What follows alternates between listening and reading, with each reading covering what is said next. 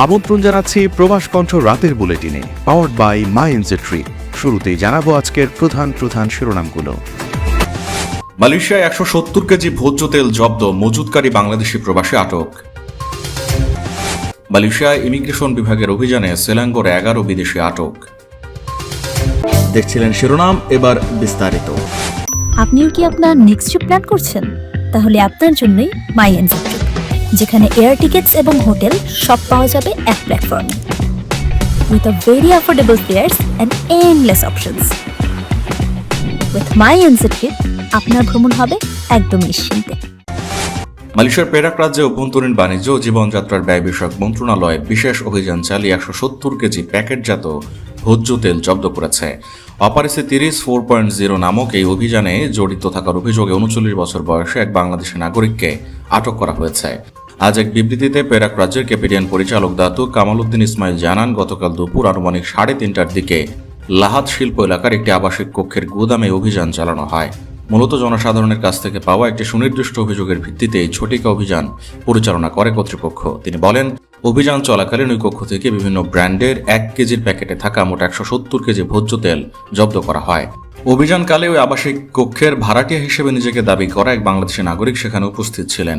জিজ্ঞাসাবাদে তিনি জানান, উদ্ধারকৃত ভোজ্য তেলের প্যাকেটগুলো তার নয়, তবে নিয়ন্ত্রিত পণ্য মজুত বা লেনদেনের জন্য সাপ্লাই কন্ট্রোলার কর্তৃক অনুমোদিত কোনো বৈধ নথিপত্র দেখাতে ব্যর্থ হওয়ায় তাকে আটক করা হয়। তদন্তে সহায়তার জন্য 39 বছর বয়সী বাংলাদেশিকে বর্তমানে পুলিশি হেফাজতে রাখা হয়েছে। উদ্ধারকৃত বিভিন্ন ব্র্যান্ডের 170 কেজি তেল এবং এই সংক্রান্ত বেশ কিছু কাগজপত্র জব্দ করেছে প্রশাসন, যার আনুমানিক বাজার মূল্য 425 মালয়েশিয়ান রিঙ্গিত।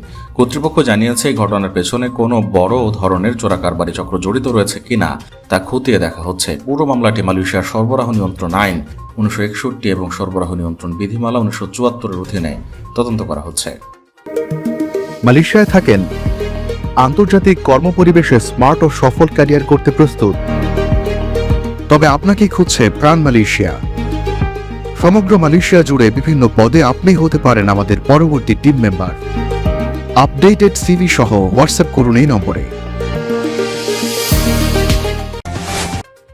মালয়েশিয়ার সেলাঙ্গোর রাজ্যের সুঙ্গাই রাসাও এলাকার 2টি শিল্প প্রতিষ্ঠানে অভিযান চালিয়ে 4 জন বাংলাদেশি সহ মোট 11 জন বিদেশি নাগরিককে আটক করেছে দেশটির ইমিগ্রেশন বিভাগ। কাজের পারমিটের অপব্যবহার এবং বৈধ ভ্রমণ নথিপত্র না থাকার অভিযোগে তাদের গ্রেপ্তার করা হয়।